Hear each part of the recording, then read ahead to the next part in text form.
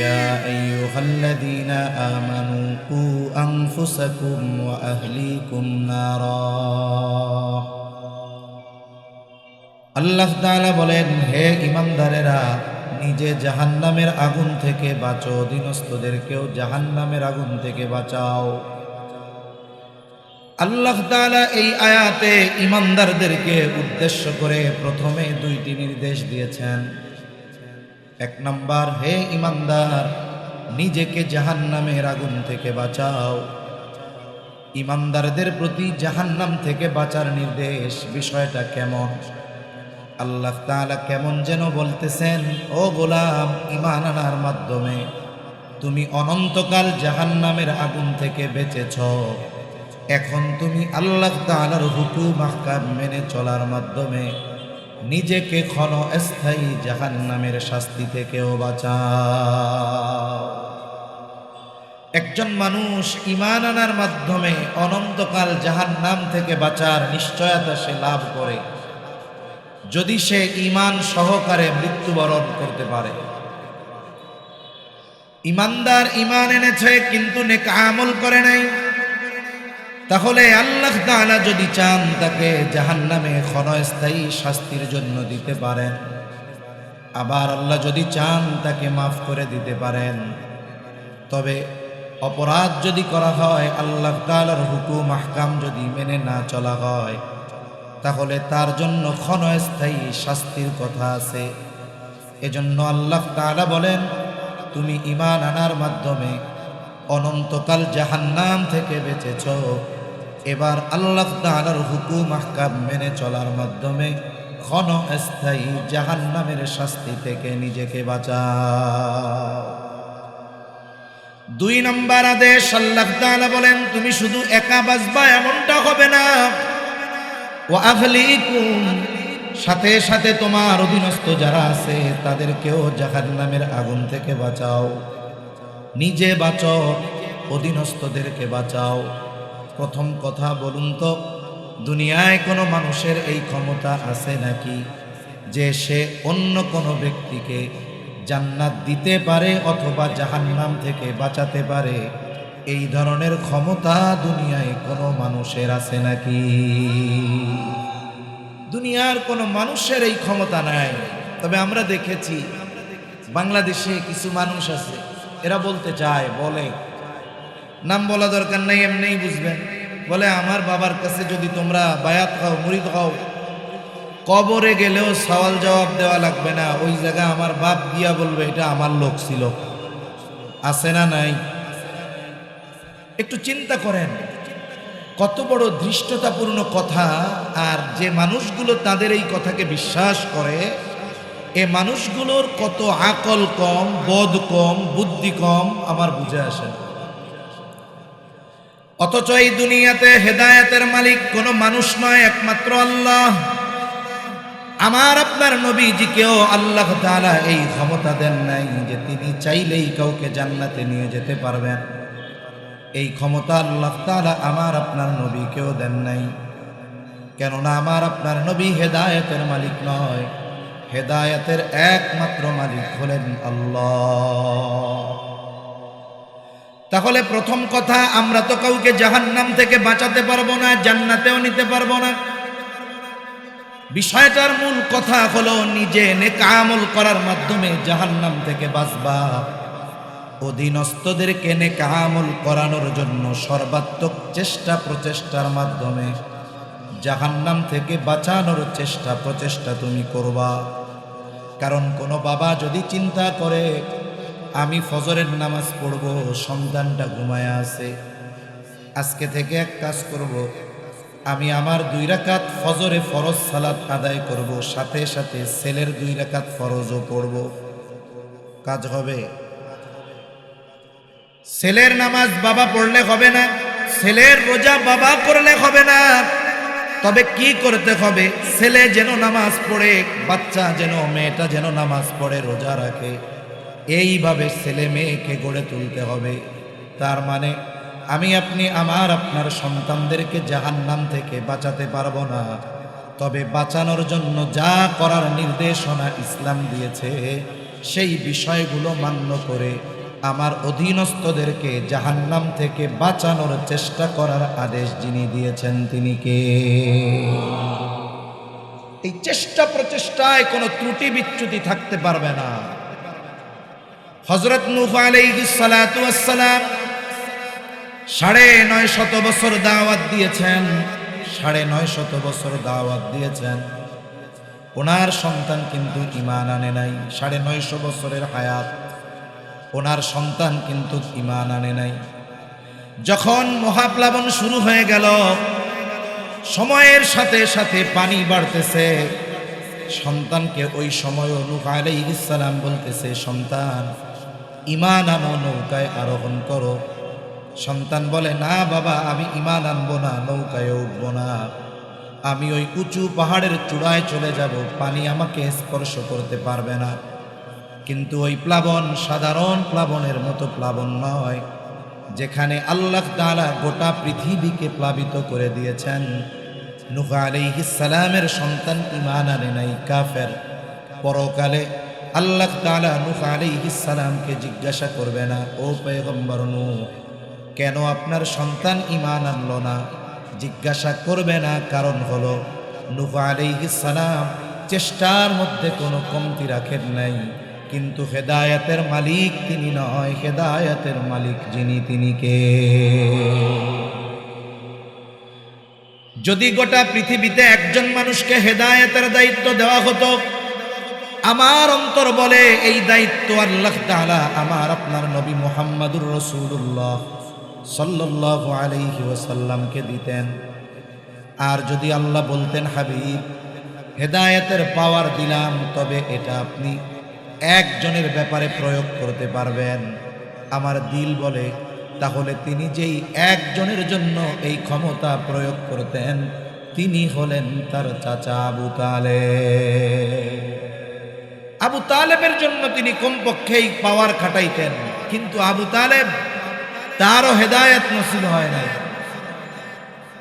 আবু তালেব নবীজির বয়স যখন 8 বছর, আমার আপনার নবীজির অভিভাবক আবু তালেব 8 বছর থেকে নিয়ে 50 বছর পর্যন্ত, নবুয়তির আগে 32, পরে 10, 42টা বছর নবীজির মাথার উপরে ছায়ার মতো আবু তালেব সব সময় ছায়ার মতো থাকছে নবীজির সাথে। নবীজির নবুয়তির পর কাফেরদের কত জুলুম, অত্যাচার, নিপীড়ন, বিরোধিতা আবু তালেব আমার আপনার নবীজির সামনে কাফেরদের থেকে আড়াল হয়ে দাঁড়িয়ে গেছেন। সীসা ঢালা প্রাচীরের মতো আবু তালেব কত মোহাব্বত করেন নবীকে, নবীজিও মোহাব্বত করতেন তার চাচাকে। এই চাচা যখন জীবনের অন্তিম সময়, বোঝা যায় আর বেশি সময় তিনি দুনিয়ায় থাকবেন না, চাচার মাথার কাছে গিয়ে আমার আপনার নবী বলেন, ও চাচা, আপনি শুধু বলেন লা ইলাহা ইল্লাল্লাহ, বাকি বিষয়ের জন্য কিয়ামতে আল্লাহর কাছে আপনার জন্য আমি সুপারিশ করব। শুধু বলেন লা ইলাহা ইল্লাল্লাহ। কতটুকু ফ্যাসিলিটি দেওয়ার কথা বলছে বলেন তো। দুনিয়াতে যদি কেউ চিন্তা করে অন্য ধর্ম থেকে ইসলাম ধর্ম গ্রহণ করবে, ওই ব্যক্তি যদি একাগ্রতা, একনিষ্ঠতার সাথে শুধু বলে লা ইলাহা ইল্লাল্লাহ মুহাম্মাদুর রাসূলুল্লাহ, যদি না বলে, স্বীকৃতি না দেয়, বলেন তো ওই ব্যক্তি ইমানদার বলে গণ্য হবে নাকি? সেই ব্যক্তি ইমানদার বলে গণ্য হবে না। তবে তিনি চাচার ব্যাপারে বলতেছেন, চাচা আপনি শুধু বলেন লা ইলাহা ইল্লাল্লাহ, বাকি বিষয়ের জন্য কিয়ামতে আল্লাহর কাছে আমি আপনার জন্য সুপারিশ করব। ঐতিহাসিকেরা বলে আবু তালেবের চেহারার ভিতরে ছাপ যে এই বুঝি সে কালিমা পাঠ করে। কারণ যখন কোনো মানুষ কোনো কথা বলবে, বলে কথা বলার আগে ওই কথার প্রভাব ছাপ তার চেহারার মধ্যে দেখা যায়। যদি কোনো ধরনের ছলচাতুরি না থাকে, স্বাভাবিক অবস্থা যদি থাকে, তাহলে কোনো কথা বলার আগে এই কথার ছাপ তার চেহারার মধ্যে দেখা যায়। অনেক সময় এক বন্ধুর আর এক বন্ধুর সাথে যখন দেখা হয়, তখন বন্ধুর চেহারা দেখেই বুঝতে পারে বন্ধু চিন্তিত, কপাল গোছানো, কিছু বলে নাই। কিন্তু বন্ধু কি বলে, এই বন্ধু কি চিন্তা করতেছ, তোমাকে চিন্তিত চিন্তিত মনে হচ্ছে। আবার যখন কোনো ব্যক্তি চেহারার মধ্যে রাগান্বিত ছাপ, বোঝা যায় এরপরে তিনি যেই কথাটা বলবেন সেটা গরম কথা। আবার অনেক সময় অনেকের চেহারা হাস্য উজ্জ্বল দেখা যায়, বোঝা যায় এখন তিনি যেই কথা বলবেন সেটা একটি আনন্দের কথা। আবু তালেবের চেহারার মধ্যে ছাপ, এই বুঝি তিনি বলতেছেন লা ইলাহা ইল্লাল্লাহ। আবু তালেব বয়োবৃদ্ধ, গোত্রপতি নেতা। ওনার মৃত্যুর সময় মক্কার কুরাইশ বড় বড় নেতারা ওনার কাছে আসছে। যখন এই অবস্থা, আবু জেহেল উতবা সাহেবা দৌড় দিয়ে আবু তালেবের কাছে গিয়ে বলে, খবরদার খবরদার, আপনি মরার আগে বাপ দাদার ধর্ম ত্যাগ করবেন না, ধর্ম ত্যাগী হবেন না, বাপ দাদার ধর্মে চুনকালি দিবেন না। এখন আপনাকে সবাই বীর পুরুষ বলে, সুপুরুষ বলে। আপনি যদি মৃত্যুর আগে বাপ দাদার ধর্ম ত্যাগ করে মুহাম্মাদের নতুন ধর্মে দীক্ষিত হয়ে যান, তাহলে আপনাকে সবাই কাপুরুষ বলবে। খবরদার এমনটা করবেন না, নসিব বড় খারাপ। কালিমা নসিব হলো না, আবু তালেব ইন্তেকাল করলো। নবীজিও জানে আমি আমার চাচাকে যত ভালোবাসি না কেন, আমার চাচা আমাকে যত ভালোবাসুক না কেন, এই ভালোবাসা তাকে জাহান্নাম থেকে, অনন্তকালের শাস্তি থেকে তাকে বাঁচাতে পারবে না। নবীজি চাচার হেদায়েতের জন্য কম চেষ্টা করেন নাই। নবীজির অন্তর বড় কষ্ট, মায়া, অন্তরে বড় চিন্তা, আহারে কি হলো। আর আল্লাহ তাআলা জানায় দেন, ইন্নাকা লা তাহদি মান আহবাবতা ওয়ালাকিন্নাল্লাহা ইয়াহদি মান ইয়াশা। আল্লাহ তাআলা বলেন, আপনি যাকে ভালোবাসেন আপনি তাকে হেদায়েত দিতে পারবেন না। ইন্নাকা লা তাহদি মান আহবাবতা, আপনি যাকে মোহাব্বত করেন, ভালোবাসেন, আপনি তাকে হেদায়েত দিতে পারবেন না। ওয়ালাকিন্নাল্লাহা ইয়াহদি মান ইয়াশা, বরং আল্লাহ যাকে চান তিনি তাকে হেদায়েত দেন। তাহলে হেদায়েতের ক্ষমতা আমার আপনার নবীরও নাই, হেদায়েতের ক্ষমতা একমাত্র আল্লাহ তাআলা। তাহলে আমি আপনি আমার আপনার সন্তানকে দ্বীনের উপরে চালানোর চেষ্টা করতে পারি, পদ্ধতি প্রয়োগ করতে পারি, সর্বোচ্চ মেহনত করতে পারি, কিন্তু সে দিনদার হবে কিনা, দ্বীনের উপরে চলবে কিনা, এটার নিয়ন্ত্রণের ক্ষমতা আমার আপনার নাই। আমি আপনি কি পারি, তাকে রাস্তা চিনিয়ে দিতে পারি, এই রাস্তায় চললে কি ফলাফল এটা জানিয়ে দিতে পারি, কিন্তু তার হাঁটা আমি হেঁটে দিতে পারবো না, তার নামাজ আমি পড়ে দিতে পারবো না, তার রোজা আমি রেখে দিতে পারবো না। তাহলে মূল বিষয়টা কি? আল্লাহর নির্দেশ যে তুমি তোমার অধীনস্থ যারা আছে এদেরকে জাহান্নাম থেকে বাঁচানোর সর্বোচ্চ চেষ্টা করো। এখন এই চেষ্টার নামই সন্তানকে দ্বীনের উপরে গড়ে তোলা, সন্তানের তারবিয়াত, প্রতিপালন। আধুনিক পরিভাষায় আমরা যেটাকে বলি প্যারেন্টিং। আপনারা শহরের মানুষ, সচেতন মানুষ, অনেক সময় অনলাইনে প্যারেন্টিং কোর্স হয়।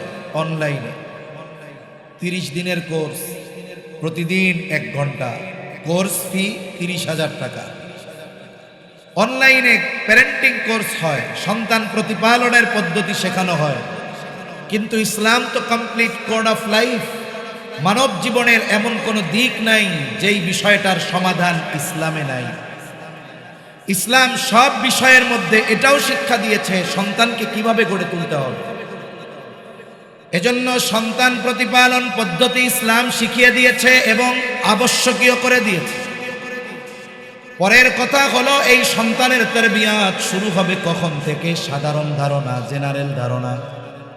সন্তান যখন বড় হবে, বুঝতে শিখবে, তখন থেকে সন্তানের তারবিয়াত শুরু হবে।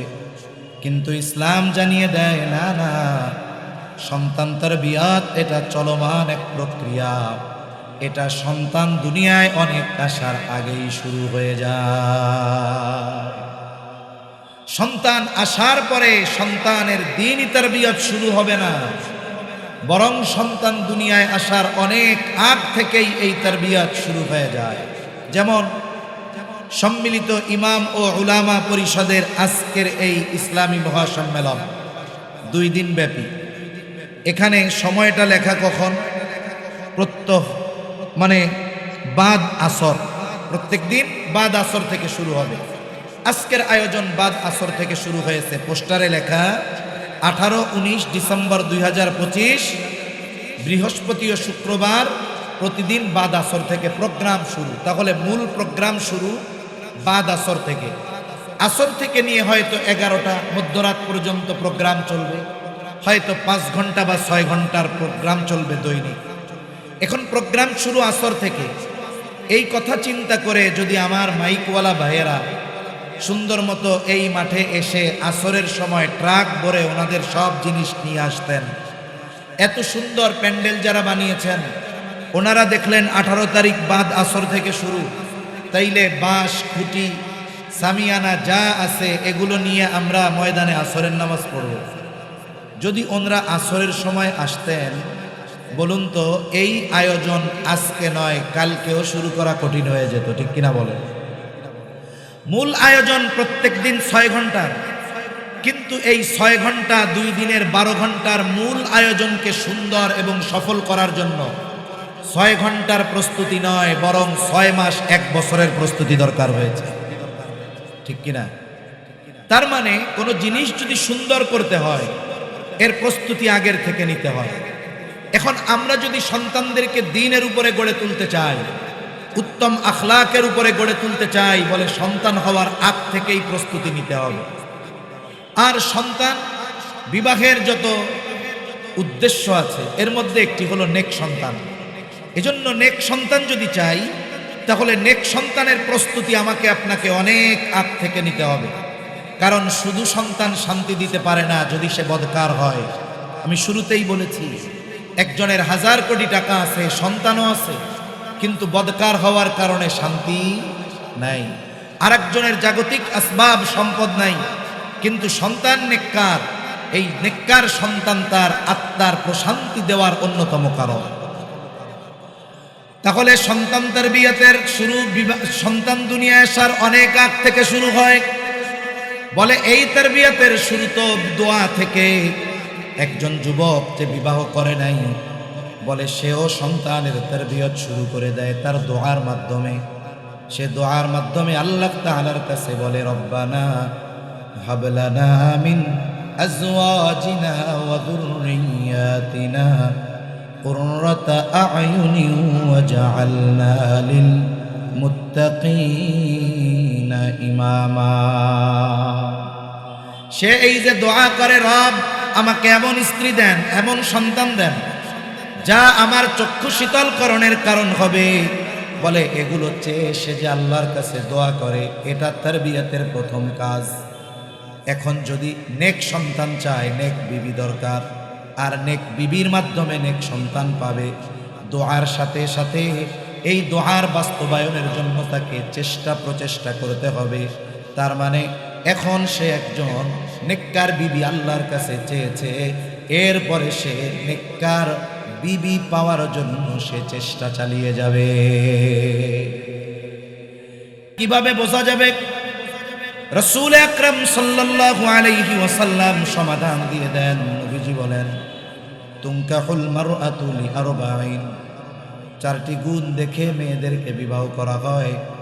1 নাম্বার দেখা হয় তার সৌন্দর্য, 2 নাম্বার দেখা হয় তার সম্পদ, 3 নাম্বার দেখা হয় তার বংশ, 4 নাম্বার দেখা হয় তার দিনদারিত্ব। তবে দিনদারিত্বের ব্যাপারে নবীজি বলেন, ফাযফার বিদাতিদ দ্বীন, তোমরা দিনকে প্রাধান্য দাও। তার মানে বাকি 3টা পরিপূর্ণ আছে, কিন্তু দিনদারিত্ব নাই, হুঁশিয়ার সাবধান। তবে দিনদারিত্ব পরিপূর্ণ, মেয়েটা দেখতে একটু শ্যামলা, বংশ অনেক উঁচু না, টাকা পয়সা অনেক নাই, বলে বিবাহ করো, ধৈর্য ধরো। আশা করা যায় এই মেয়ের গর্ভে আল্লাহ এমন সন্তান দান করবে যেই সন্তান তোমার চক্ষু শীতলকরণের কারণ হয়ে যাবে।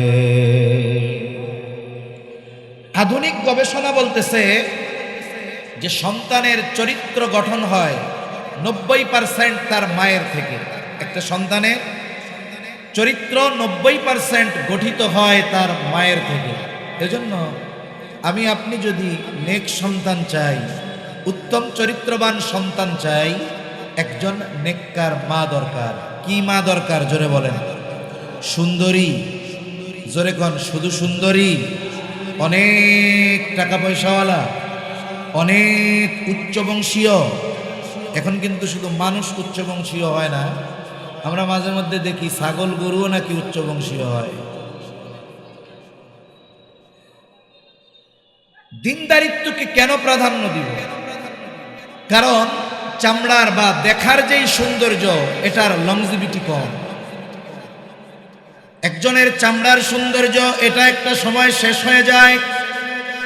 আজকে যেই মেয়েটা 15 বছর, 18 বছর, 20 বছর দেখতে বড় সুন্দর, বলেন তো ওই মেয়েটার বয়স যখন 60 বছর হবে, 50 বছর হবে, এই 18-17 বছরের যেই সৌন্দর্য তার ছিল সেটা থাকবে নাকি? তাহলে বোঝা গেল চেহারা বা চামড়ার সৌন্দর্য এটা একটা সময় নষ্ট হয়ে যায়, কিন্তু চরিত্রের সৌন্দর্য এটা কখনো নষ্ট হয় না। আর ওই মেয়ে পরিপূর্ণ উত্তম চরিত্রবান হয় যার মধ্যে পরিপূর্ণ দিনদারিত্ব পাওয়া যায়।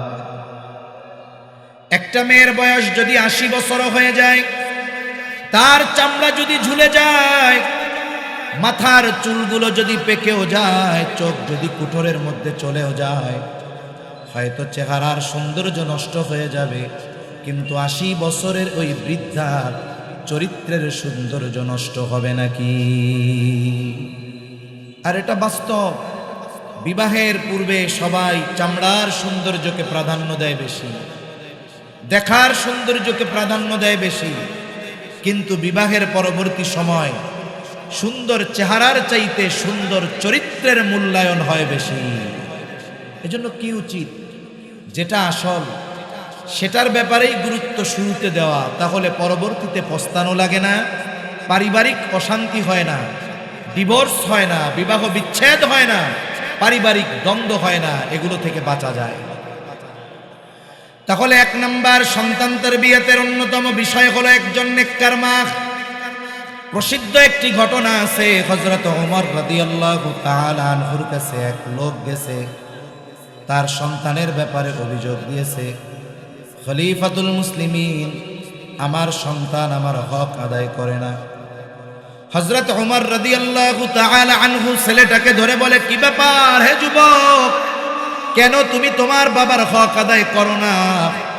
ছেলেটা এবার পাল্টা প্রশ্ন করে বলে, খলিফাতুল মুসলিমিন, হক কি শুধু পিতা সন্তানের কাছে পায়? সন্তান কি পিতার কাছে কোনো হক পায় না? হযরত ওমর রাদিয়াল্লাহু তাআলা আনহু এই যুবকের প্রশ্নের জবাবে কয়েকটি হকের কথা বলেছেন। সর্বপ্রথম তিনি যেই হকের কথা বলেছেন যে প্রত্যেকটি সন্তানের তার পিতার কাছে অন্যতম হক হলো একজন নেককার মা। অথচ সন্তানের কাছে পিতা হক দাবি করবে কখন? সন্তান প্রাপ্তবয়স্ক হবে যখন। কোনো বাবা যদি চিন্তা করে আমি তো সন্তানের কাছে অনেক হক পাও না, তাইলে এক কাজ করি, আমি আজকে থেকে ঘরে বসে থাকবো, সন্তানের বয়স 6 বছর, এখন ছেলেরে বলতেছে, এই আমি তোর বাবা, আমি তোর কাছে অনেক হক পাই, তুই আগামীকাল থেকে রিক্সা চালিয়ে আমাকে খাওয়াবি, আমি আর তোরে ইনকাম করে খাওয়াতে পারবো না। কোনো বাবা যদি তার নাবালক 6 বছরের বাচ্চার কাছে হকের দাবি তুলে এই কথা বলে, এটা হক চাওয়া হবে না, হক পাওয়া হবে না, জুলুম করা হবে, ঠিক কিনা বলেন? অথচ একজন সন্তান তার পিতার কাছে হক পায় কখন? বলে দুনিয়ায় আসার আগেই তার হক পাওনা হয়ে যায়। আর এই বিষয়টা সন্তানকে দ্বীনের উপরে গড়ে তোলার অন্যতম প্রথম বিষয়। কেন? একটু আগে বলেছি, কারণ সন্তানের চরিত্র গঠন হয় তার মায়ের থেকে। এই জন্য মা যদি সৎ চরিত্রের হয়, উত্তম চরিত্রের হয়, ওই মায়ের উত্তম চরিত্রের প্রভাব তার সন্তানের মধ্যে পাওয়া যায়। একজন পিতা সন্তানকে ভালো খাওয়াতে পারে, ভালো পড়াতে পারে, ভালো স্কুলে দিতে পারে, কিন্তু সন্তানের চরিত্র গঠনে ওই রকম ভূমিকা রাখতে পারে না। কেন? তার কর্মব্যস্ততা থাকে।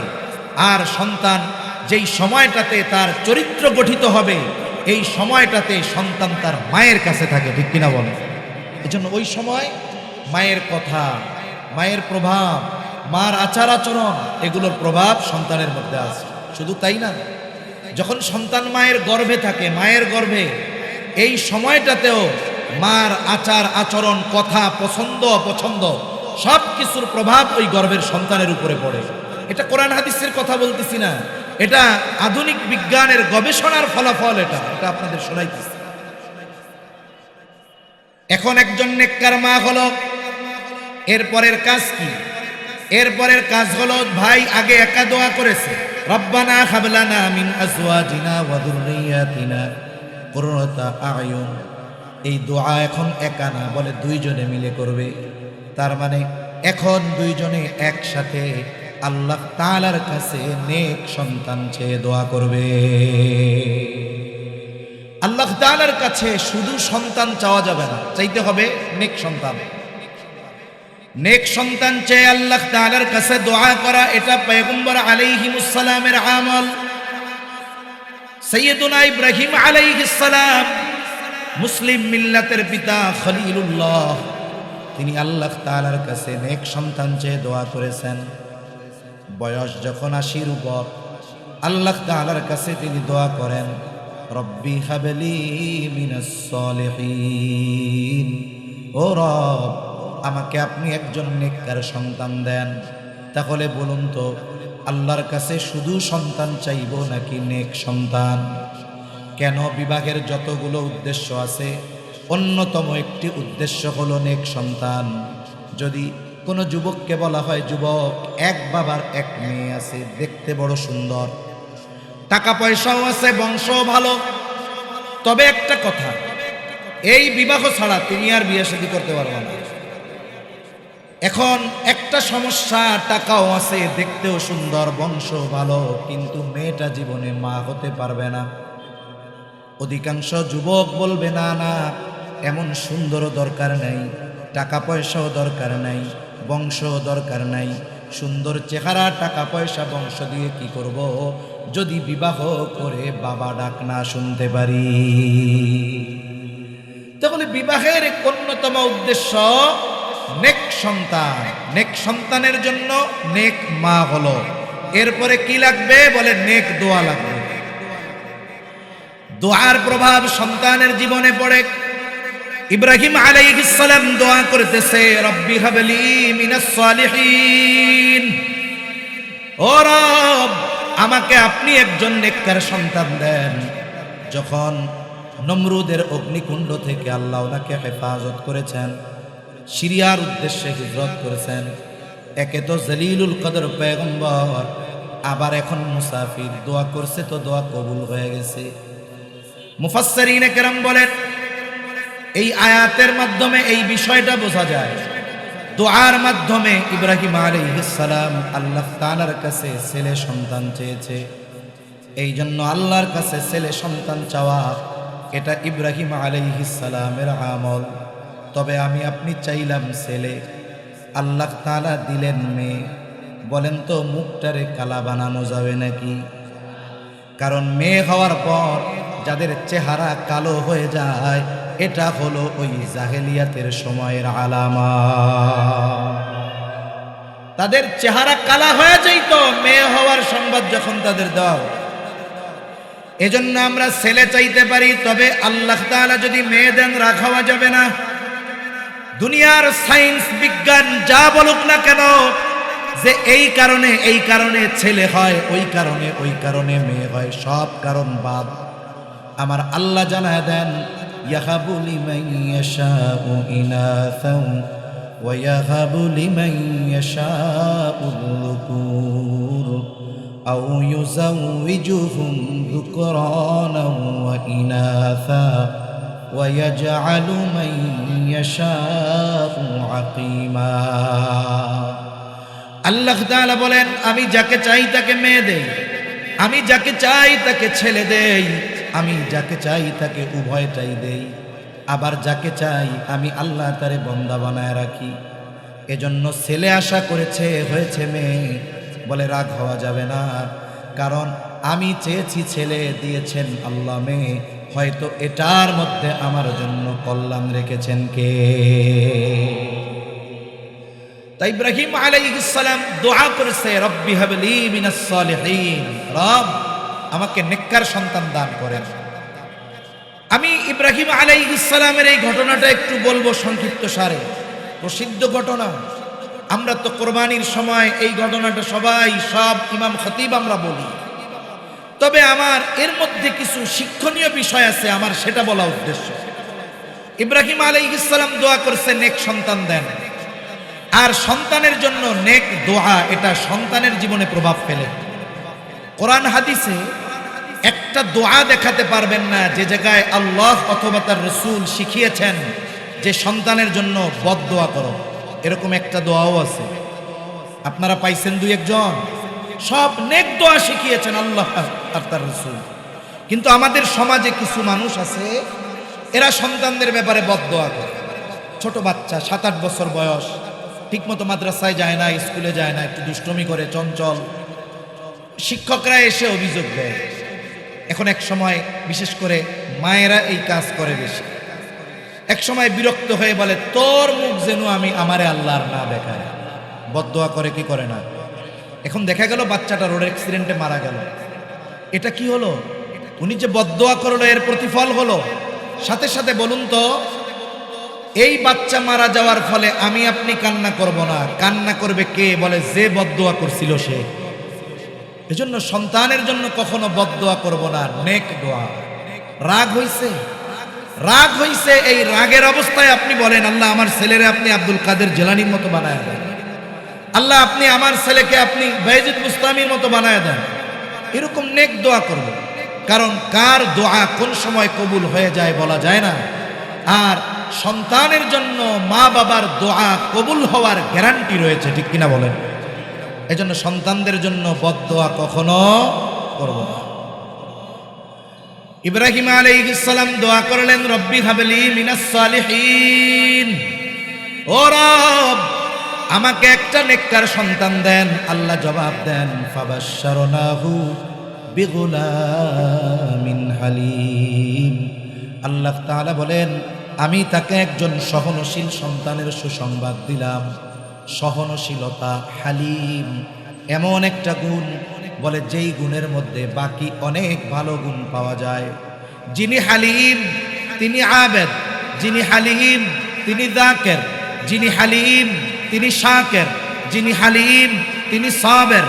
এক কথায় সহনশীলতা, হালিম এমন এক গুণ, যেই গুণের মধ্যে আরো অনেক ভালো গুণ পাওয়া যায়। এবার ওই সন্তানটা বড় হয়েছে, বাবার সাথে চলার উপযুক্ত। কোন সন্তান?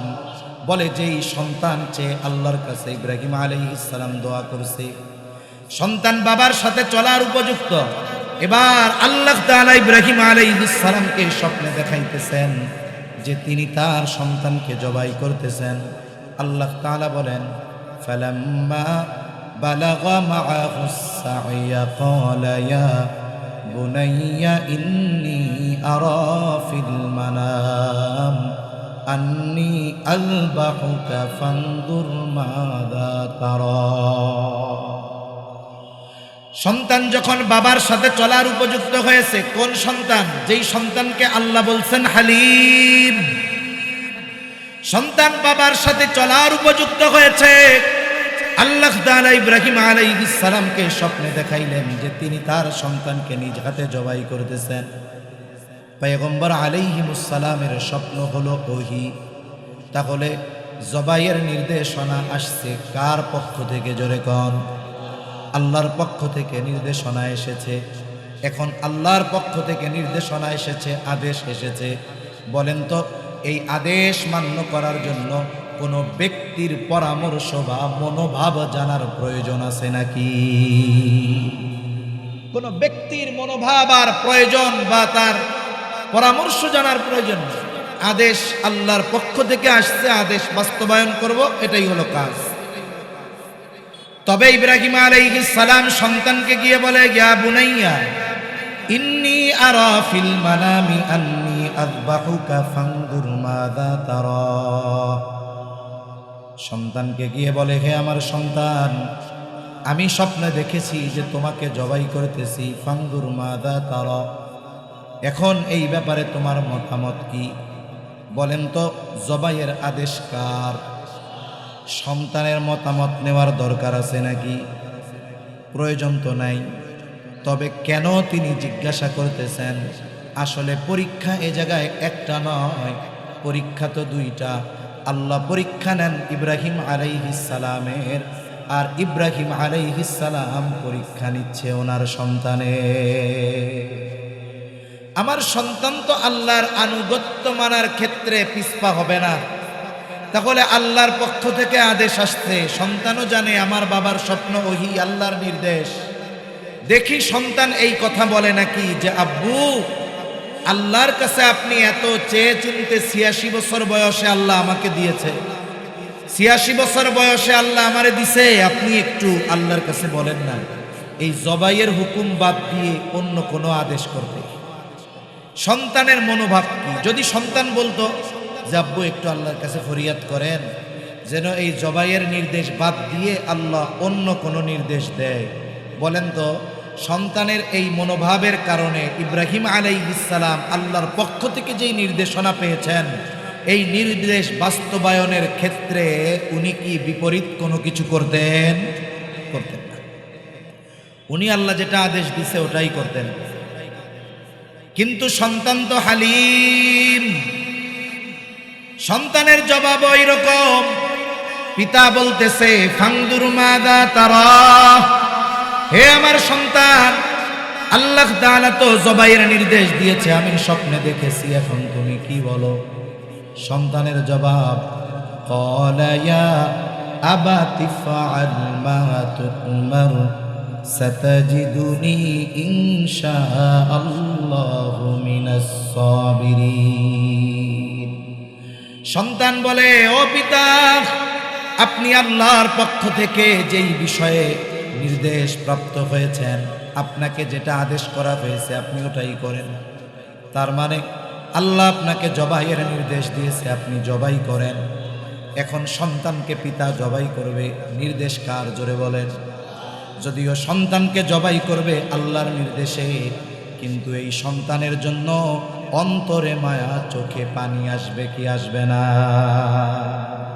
স্বাভাবিক, সন্তানের জন্য মায়া। এটা পয়গম্বর আলাইহিস সালামের নবুয়তি শানের খেলাফ নয়। আল রাসূল আকরাম সাল্লাল্লাহু আলাইহি ওয়াসাল্লামের সন্তান মারা গেছে, নবীজি কান্না করছেন, চোখ দিয়ে পানি পড়ছে। এজন্য সন্তানের জন্য আল্লাহর আদেশ মান্য করতে গিয়ে কষ্ট লাগবে, চোখে পানি আসবে, এটা নবুয়তি শানের খেলাফ নয়। সন্তান বলতেছে আল্লাহ আপনাকে যা আদেশ করেছে আপনি সেটাই করেন, তার মানে আমাকে জবাই করেন। উপরন্তু হালিম এই সন্তান বাবাকে সান্ত্বনা দিচ্ছে, ও আমার পিতা আপনি চিন্তা করিয়েন না, আল্লাহ যা আদেশ করছে সেটা আপনি করেন। সাতাজিদুনি ইনশাআল্লাহু মিনাস সাবিরিন, আপনি আমাকে ইনশাআল্লাহ ধৈর্যশীলদের অন্তর্ভুক্ত পাবে। ইব্রাহিম আলাইহিস সালাম দোয়া করেছে, রব্বি হাবলি মিনাস সালিহিন, রব আমাকে একটা নেককার সন্তান দেন। আল্লাহ বলেন দিলাম আপনাকে হালিম। এরপরে আল্লাহ পরীক্ষা নিলেন যে জবাই করেন। বাবা জবাই করতে তৈয়ার, তবে পরীক্ষা করতে চান।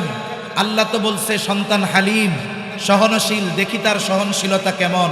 পরীক্ষা করার জন্য সন্তানকে বলতেছে, স্বপ্নে দেখছি আল্লাহ জবাই করতে বলছে, তুমি কি কও? ছেলে বলে, আব্বা আল্লাহ যেটা বলছে ওইটা করেন, ইনশাআল্লাহ আপনি আমাকে ধৈর্যশীলদের অন্তর্ভুক্ত পাবেন। সুবহানাল্লাহ। এখন বিষয়টা কি? আমাদের কাছে অনেকে অভিযোগ করে, এমনও অভিযোগ আছে যে হুজুর কি করা যায়, সন্তান অবাধ্য। লাস্টে কি কয় জানেন? আমি বলে আমি তো ভাই এসব পারি না, কবিরাজ টবিরাজ না। বলে হুজুর খবর দেন, যদি কোনো জায়গায় গিয়ে হয় অভিভাবকের কথা কয় কুফরি কালাম করে হলেও ওরে বাধ্য বানাইতে হবে। তার মানে অনেক পিতা তাদের অভিযোগ হলো সন্তান কথা শোনে না। অনেক সময় এসে আমাদের কাছে বলে হুজুর এই সন্তানের জন্য এমন কিছু নাই আমি করি নাই। তখন বলে কি কি করছে, বলে হুজুর সন্তান যা চাইছে তাই দিছে, মাশাআল্লাহ খুব ভালো, এমন কোনো চাহিদা নাই যে অপূর্ণ রেখেছি, যা চেয়েছে তাই দিয়েছি, সবচেয়ে ভালো ভালো কাপড় পরিয়েছি। হুজুর গরমে কষ্ট হয়, আমার রুমে এসি নাই, বাচ্চার রুমে এসি লাগাইয়া দিছি, ভালো। হুজুর স্কুলে যাইতে কষ্ট হয়, গরম, আমি রিকশায় পায়ে হেঁটে অফিসে যাই, ছেলের জন্য গাড়ি কিনে দিয়েছি। হুজুর এই সন্তান যার জন্য এমন কিছু নাই যে করি নাই, এই সন্তান এখন ডানে বললে বামে যায়, বামে বললে ডানে যায়, দাঁড়াইতে বললে শুয়ে পড়ে। আমি মনে মনে কই সবই করছেন কিন্তু দোয়াটা করেন নাই। সবই করেছেন কিন্তু এই সন্তানের জন্য যেই পরিমাণ দোয়া করার দরকার ছিল এই পরিমাণ দোয়া করেন নাই। ওই যে ইব্রাহিম আলাইহিস সালাম দোয়া করছে, নেক সন্তান দেন, সালেহ সন্তান দেন, দোয়া কবুল হইছে। বলে এই দোয়ার প্রভাবে বাবার কথায় আল্লাহর নির্দেশে সন্তান হাসি মুখে বাবার ছুরির তলে চলে গেছে। আর আমরা সন্তানদের জন্য দোয়ার ক্ষেত্রে কার্পণ্যতা করি বিধায় আমাদের কথায় ডানে বামেও যায় না, ঠিক কিনা কোন? এই জন্য সন্তানের জন্য নেক দোয়া করা এটা সন্তান প্রতিপালন বা সন্তান তারবিয়াতের অন্যতম গুরুত্বপূর্ণ একটি অংশ। কথা লম্বা হবে, আমি মূল কথা অল্প সময়ের মধ্যে শেষ করে দিব, লম্বা করার সুযোগ নাই। এখন সন্তানের জন্য দোয়া করা হলো, এরপরে সন্তান দুনিয়ায় আসলো। দুনিয়ায় আসার পরে কিছু হুকুক আছে তার, যেমন দুনিয়ায় আসার পরে তার ডান কানে আজান দিবে, বাম কানে ইকামত দিবে। স্বাভাবিকভাবে এখনো এই জামানায়ও অনেক মানুষ এটা ভুল করে। যেখানে বাচ্চা হয়েছে, পুরুষ থাকলে পুরুষ আজান আর ইকামতের শব্দগুলো ডান কানে আজান, বাম কানে ইকামতের শব্দগুলো বলবে। পুরুষ যদি না থাকে নারীরাই এই কাজটা করে ফেলবে। বুজুর্গানে দিন বলেন, দুনিয়ার কোনো কথা তার কর্ণকুহরে প্রবেশ করার আগে আল্লাহর বড়ত্বের কথা তার কানে পৌঁছায় দেওয়া দরকার, এটারও প্রভাব আছে। কিন্তু এখনো এই সভ্য সমাজে মানুষ অনেকে জানে না। বাচ্চা হইছে কোথায়? বলেন নানার বাড়িতে। এখন রাত বাজে 3টা বাংলাদেশের। সুন্দর মতো নানি ফোন দিছে বাচ্চার বাপের কাছে, বাপ আছে আমেরিকা সৌদি আরব। ফোন দিছে যে শুনছ কি হইছে? বলে আমি তো নানি হয়ে গেছি, মাশাআল্লাহ খুব ভালো। এবার প্রবাসে বাবা খুব খুশি, খুশির ঠেলায় করছে কি, তার গ্রামের বাড়িতে মসজিদের মুয়াজ্জিনের নাম্বারে দিছে ফোন। রাত বাজে কয়টা? কথা বলে না, কয়টা? 3টা। স্বাভাবিকভাবে আমাদের হুজুরদের মুয়াজ্জিন ইমাম সাহেবদের রাত 3টায় ডাকে অধিকাংশ ক্ষেত্রে 2 কারণে। কয় কারণে? একটু কথা বলেন না, কয় কারণে? 2 কারণে। একটা হলো হুজুর ওই জায়গায় একটা ধরা পড়ছে, একটু বিয়া পড়াইতে হইবে, ঠিক না? 2 নম্বর হলো কেউ মরছে, এই জন্য ফোন দেয়। এখন গ্রামে তো মুয়াজ্জিন সাহেব ফোন ধরে ভাই কি হয়েছে, মারা গেছে কে? কাদের মিয়া? কেউ মরে নাই, আমার একটা পোলা হয়েছে, একটু আজান দিয়া দেন। পোলা হইছে কই, খবর দিছে কই, আজান দিতে কই কই। এখন মুয়াজ্জিন যদি চিন্তা করে প্রবাসী ভাই 1000 টাকা হাদিয়া দিব, মাইক চালায় যদি ওই 3টার সময় ফজরের আজান দেয়, ওর আর আসল ফজরের আজান দেওয়ার সুযোগ হবে না, ঠিক কিনা কোন? মুহূর্তের মধ্যে শেষ। কারণ এদেশের বাস্তবতা এটা, অধিকাংশ জায়গায় আমরা ইমাম নিয়োগের ক্ষেত্রে 1 বছর পর্যন্ত চেষ্টা করি, কিন্তু বিয়োগ করার ক্ষেত্রে 1 সেকেন্ডও চেষ্টা করি না, ঠিক কিনা বলেন? এটা বাংলাদেশের একটা বাস্তবতা, এটা মানেন আর না মানে। হাজারো যোগ্যতা থাক, আমরা নিয়োগের ক্ষেত্রে যত প্রসেস করি, সময় ক্ষেপণ করি, বিয়োগের ক্ষেত্রে আসরের সময় যদি বলে যে বিয়োগ, মাগরিবের পর্যন্ত থাকার সুযোগ নাই। এটা বেইনসাফি, এটা জুলুম। সম্মানিত উপস্থিতি, এই হকুকগুলো আদায় করবে। 7ম দিন আকিকা দিবে, একটা সুন্দর নাম রাখবে, বলে যেই নামটা তার ধর্মীয় পরিচয় বহন করে। আমাদের দেশে ভালো নাম রাখে, কিন্তু ডাক নামটাকে এমন রাখে বোঝা যায় না কি নাম। কি নাম রাখছে? কয় আব্দুর রহমান টনি। এই কেউ থাকলে আবার কষ্ট নিয়েন না। টনি নাম মুসলমান, বৌদ্ধ, হিন্দু, খ্রিস্টান যা বলেন সব ধর্মের মধ্যে এই টনি নাম আছে। এ নাম কোনো স্বকীয়তা বহন করে না। একজন মুসলমানের নাম হবে এমন, বলার সাথে সাথে বোঝা যাবে এই ব্যক্তি মুসলমান, ঠিক কিনা বলেন? এজন্য সুন্দর নাম রাখবে। নাম রাখার ক্ষেত্রে আব্দুল্লাহ, আব্দুর রহমান সবচাইতে প্রিয় আল্লাহর কাছে। তবে যদি এই 2টা বেশি হয়, আল্লাহর গুণবাচক নামের সাথে আব্দুন শব্দ যোগ করে নামগুলো রাখবো। আব্দুর রহমান, আব্দুল খালেক, আব্দুস সামাদ, আব্দুল মজিদ। আবার ডাকার সময়ও আমরা একটু খেয়াল করব, অনেক সময় অনেকে আব্দুল খালেক, তাকে ডাকতে ডাকতে এক সময় আব্দুন বাদ দিয়ে দেয়, এবার ডাকে খালেক। আবার বাংলাদেশের কিছু অঞ্চল আছে ওই জায়গায় খালেক শব্দটাও ঠিক রাখে না, লাস্টে ডাকে ও খালেক কে মালিক কে। খবরদার, এ ধরনের কাজ করা যাবে না। এখন এই বিষয়গুলো আদায়ের পরে সন্তান তারবিয়াতের আরো কয়েকটি গুরুত্বপূর্ণ বিষয় আছে যেগুলো তাকে জাহান্নাম থেকে বাঁচানোর প্রচেষ্টার মধ্যে অন্তর্ভুক্ত, এবং এই বিষয়গুলো সন্তানের ক্ষেত্রে প্রয়োগ করা অভিভাবকের জন্য ফরজ। এখন সন্তান একটু বড় হলো, নেক মা হয়েছে, নেক দোয়া হয়েছে, সন্তান একটু বড় হয়েছে। এখন অভিভাবক সন্তানকে ঈমান আকীদার শিক্ষা দিবে, 2 নাম্বার উত্তম আখলাক গড়ে তোলার শিক্ষা দিবে, 3 নাম্বার ইলম শিক্ষা দিবে, 4 নাম্বার আমল শিক্ষা দিবে। বলে সন্তানকে যে আল্লাহর আদেশ জাহান্নাম থেকে বাঁচানোর চেষ্টা করো, এই চেষ্টা করতে হবে এই 4 ধারার আলোকে। বলে সন্তানকে ঈমান আকীদা শেখান, আখলাক শেখান, ইলম শেখান, আমল শেখান। এগুলোর মাধ্যমে সন্তানকে জান্নাতের রাস্তা চেনানো হয়, জাহান্নাম থেকে বাঁচানোর চেষ্টা করা হয়। এখন আমাদের সমাজে বাস্তবতা হলো এই রকম, এই 4 বিষয়ের শিক্ষা দেওয়া পিতার জন্য ফরজ। সন্তানকে শিক্ষা দেওয়া কার জন্য ফরজ? একটু জোরে জবাব দেন, কার জন্য? পিতার জন্য। এখন পিতা সকাল 6টায় অফিসে যায়, রাত 10টায় অফিস থেকে আসে, অবস্থা কি? বলে যখন তিনি যান সন্তান ঘুম, যখন তিনি আসেন সন্তান ঘুম। উনি সন্তানকে দেখে, সন্তান ওনাকে দেখে না। সন্তানের সাথে ওনার চোখাচুকি হয় একদিন শুক্রবার। বলেন তো এই পিতার পক্ষে সুযোগ আছে সন্তানকে ইলম, আখলাক, তারপরে আমল, ঈমান আকীদা শিক্ষা দেওয়ার সময় সুযোগ ওই পিতার আছে? অথচ শিক্ষা দেওয়া কি, জোরে বলেন তো, আরো জোরে, কি ফরজ? না হলে কি হবে? ওই যে আল্লাহ বলছে নিজে বাঁচো, অধীনস্থদের বাঁচাও, এই বাঁচানো হবে না। মা আছে, মা শেখাবে। বলে মার 3 বেলা রান্না, কাপড় চুপড় ধোয়া, থালা বাসন ধোয়া, অন্যান্য ঘরের কাজ করতে গিয়ে মায়ের 5 ওয়াক্ত নামাজ নিজেই পড়া কষ্ট হয়ে যায় ঠিক মতো। এই মার জন্য সুযোগ নাই সন্তানকে এই 4 বিষয় শিখিয়ে জাহান্নাম থেকে বাঁচানোর চেষ্টা করা। তাহলে বাবার উপরে ফরজ, বাবা পারে না, মা পারে না। বলে অধিকাংশ ফ্যামিলির এই সামর্থ্য নাই যে 20,000 টাকা দিয়ে একজন ওস্তাদ রেখে সন্তানকে এই বিষয়গুলো শেখাবে, এই সুযোগ নাই।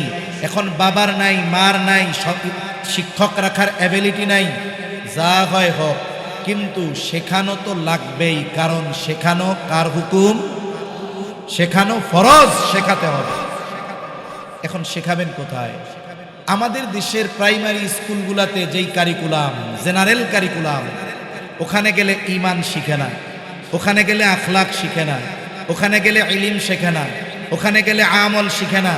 এগুলো তো বহুদূর, বরং ষড়যন্ত্র চক্রান্ত করা হয় কেমনে মুসলমানের ঘরের মধ্যে গান বাদ্যযন্ত্র ঢুকিয়ে দেওয়া যায়, কেমনে বেঈমান বানানো যায়, কেমনে নাস্তিক বানানো যায়, কেমনে সমকামিতা শেখানো যায়।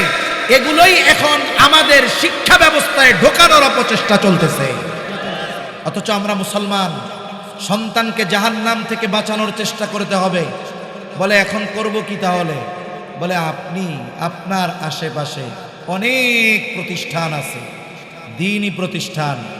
আপনি যদি জাহান্নাম থেকে সন্তানকে বাঁচাতে চান, এই শিক্ষাগুলো আপনার তাকে দেওয়া সম্ভব নয়, তবে ওই মাদ্রাসায় দেন। এখন বলবেন হুজুর আমি তো নিয়ত করছি ছেলেটারে ডাক্তার বানাবো, ছেলেটাকে ইঞ্জিনিয়ার বানাবো। আমি বলি অসুবিধা নাই, কিন্তু আগে তো তাকে দিনদার বানাতে হবে, ঠিক কিনা? এখন সন্তানকে যখন আপনি ওই মাদ্রাসায় দিবেন, আর বাস্তবতা এরকম, আমাদের স্কুলগুলোতে যেই পরিমাণ বাংলা, অঙ্ক, ইংরেজি শেখানো হয়, আপনার আশেপাশে অনেক দ্বীনি প্রতিষ্ঠান আছে, ওই স্কুলের চাইতে আরো যত্ন সহকারে সুন্দরভাবে বাচ্চাদের ইংরেজি, বাংলা সহ জেনারেল সাবজেক্টগুলো পড়ানো হয়।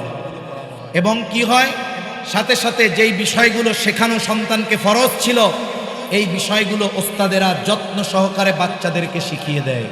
এখন লাভ কি? আপনি কমপক্ষে 3 বছর, 4 বছর, 5 বছর বাচ্চাটাকে ওইখানে পড়ান, এরপরে আপনি তাকে স্কুলে ভর্তি করেন, এতে কি হবে? বলে আপনি তাকে জাহান্নামের রাস্তা চিনিয়ে দিয়েছেন, জান্নাতের রাস্তা চিনিয়ে দিয়েছেন, আপনার দায়িত্ব পালন হয়েছে। আল্লাহ না করুক এরপরে যদি ওই সন্তান নাস্তিক হয়, ওই সন্তান পাপাচারে লিপ্ত হয়, কিয়ামতে আল্লাহ আপনাকে জিজ্ঞাসা করবে না যে তুমি সন্তানকে কেন দ্বীন শেখাও নাই, জিজ্ঞাসা করার সুযোগ নাই, কারণ আপনি সেই দায়িত্ব পালন করেছেন।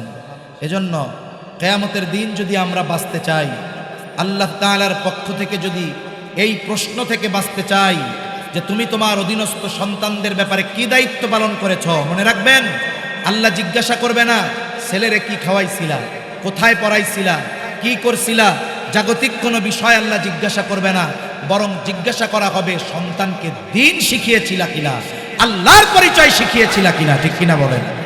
এখন সন্তানকে আপনি শেখাইলেন, এই সন্তান এখন ঈমান ঠিক আছে, আখলাক ঠিক আছে, ইলম আছে, আমলও আছে, এরে ছেড়ে দিয়েছেন, পাঠিয়ে দিয়েছেন আমেরিকা, কথা শেষ। ওইখানে সে সর্বোচ্চ প্রতিষ্ঠানে পড়ে ডাক্তারি বিদ্যা অর্জন করবে, ইঞ্জিনিয়ারিং বিদ্যা অর্জন করবে, কিন্তু তার গন্তব্যে যদি পৌঁছাতে হয় ওই পরিবেশে আছে নাস্তিকতা, ওই পরিবেশে আছে অশ্লীলতা, ওই পরিবেশে আছে জেনা ব্যভিচার, এগুলোর মধ্য দিয়ে তাকে গন্তব্যে পৌঁছাতে হবে। বলে এই সন্তান যখন এই শিক্ষাগুলোর কোর্স দিয়ে আপনি ছেড়ে দিয়েছেন, ও নাস্তিকতার পরিবেশের মধ্যে ছুটে চলবে ওর গন্তব্যের দিকে, পাপাচারের পথ দিয়ে ছুটে চলবে ওর গন্তব্যের দিকে, কিন্তু ওর গায়ে নাস্তিকতা আর পাপাচারের ছোঁয়া লাগবে না। কেন লাগবে না? বলে এক ধরনের মাছ আছে কাদার মধ্যে থাকে মাগার গায়ে কাদা লাগে না, এটাকে বলে বাইন মাছ, ও কাদার মধ্যে থাকে গায়ে কাদা লাগে না। অনুরূপভাবে আপনার সন্তানের অবস্থা এমন হবে, আপনি তাকে ঈমান, আখলাক, ইলম আর আমলের ভ্যাকসিন দিয়ে দিয়েছেন, এই কারণে হাজারো প্রতিকূলতা আর প্রতিবন্ধকতা উপেক্ষা করে পাপাচারকে পাশ কাটিয়ে ও ডাক্তার হবে, ইঞ্জিনিয়ার হবে। আমি বলি ও শুধু ডাক্তার হবে না, ও দিনদার ডাক্তার হবে, ঠিক কিনা বলেন। ও এমন ইঞ্জিনিয়ার হবে না যে রডের বদলে বাঁশ দিবে, ও দিনদার ইঞ্জিনিয়ার হবে। সবচাইতে বড় কথা, কিয়ামতের ময়দানে ওই সন্তানের জন্য আপনাকে আমাকে জবাবদিহিতার কাঠগড়ায় দাঁড়ানো লাগবে না। সেজন্য সম্মানিত উপস্থিতি, আমরা যদি সন্তানদের এই বিষয়গুলোর আলোকে গড়ে তুলতে পারি, আমার সন্তান হবে নেক সন্তান। কোন সন্তান? ওই যে দোয়া করেছিলাম, আল্লাহ এমন স্ত্রী, এমন সন্তান দেন যেই স্ত্রী সন্তান আমার চক্ষু শীতলকরণের কারণ হবে। আমি দৃঢ় বিশ্বাস নিয়ে বলতে পারি, যেই অভিভাবক এই দায়িত্বগুলো যথাযথভাবে পালন করবে, ওই সন্তান তার অন্তরের প্রশান্তির কারণ হবে, দুনিয়া আখেরাতে ইনশাআল্লাহ সম্মানের কারণ হবে। এ কথা কেন বলা? কারণ ডিসেম্বর মাস চলতেছে, অনেক মানুষের সন্তান আছে 5 বছর বয়স, এখন চিন্তা করতেছে আমি কোন স্কুলে দিব, কোন ইংলিশ মিডিয়ামে দিব। আপনি যদি মুসলমান হন, ইমানদার হন, করজোরে আপনার কাছে বলি সব কিছু বানায়েন, কিন্তু আগে সন্তানকে জাহান্নাম থেকে বাঁচানোর রাস্তাটা চিনায়া দেন, এরপরে বানান। তাহলে আশা করি আখেরাতে এই সন্তানের কারণে অপমানিত হওয়া লাগবে না। আল্লাহ সুবহানাহু ওয়া তাআলা যথাযথভাবে শরীয়তে ইসলামের প্রদর্শিত পদ্ধতিতে আমাদের সন্তানদেরকে দ্বীনের উপরে গড়ে তোলার তৌফিক আল্লাহ দান করেন, বলি আমিন। ওয়া আখিরু দাওয়ানা আনিল হামদুলিল্লাহি রাব্বিল আলামিন। আসসালামু আলাইকুম ওয়া রাহমাতুল্লাহি ওয়া বারাকাতুহু।